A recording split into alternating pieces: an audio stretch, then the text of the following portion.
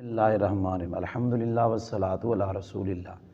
سورہ بقرہ کی آیت نمبر 251 کا کچھ حصہ۔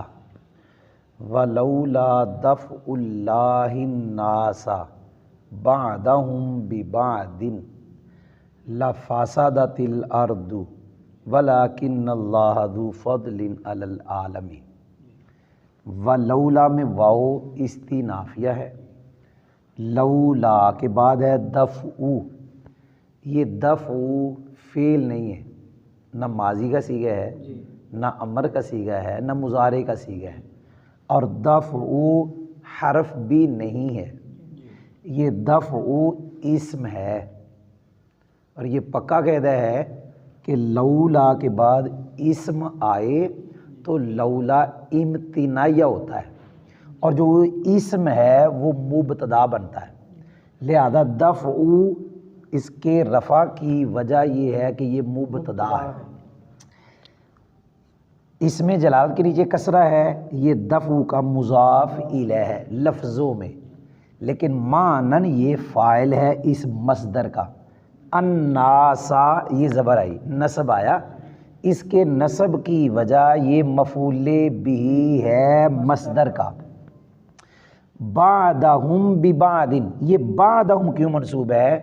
یہ بعدہم بدل ہے اس الناسا سے، تو جو اعراب مبدل منہ کا ہے وہ اعراب بدل کا ہے، یہ بعدہم الناس سے بدل ہے، تو یہ مضاف الیہ مل کے بدل ہے، مبدل منہ بدل مل کے مفعول بھی ہے۔ ببعد یہ جار مجرور مل کر ظرف لاغ متعلق ہے دفع کے۔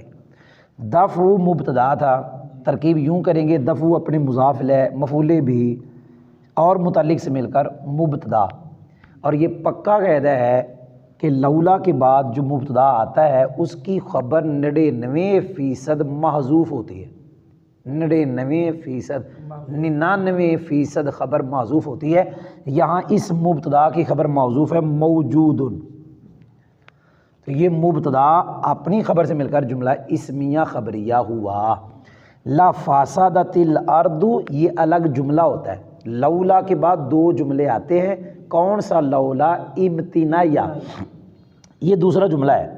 فاسدت فعل ہے، الارض فاعل ہے، فعل فاعل جملہ فعلیہ خبریہ ہے، لام تقید ہے، ترکیب میں جوڑتے نہیں ہوتے، اس کو شرط اس کو جزا نہیں کہتے۔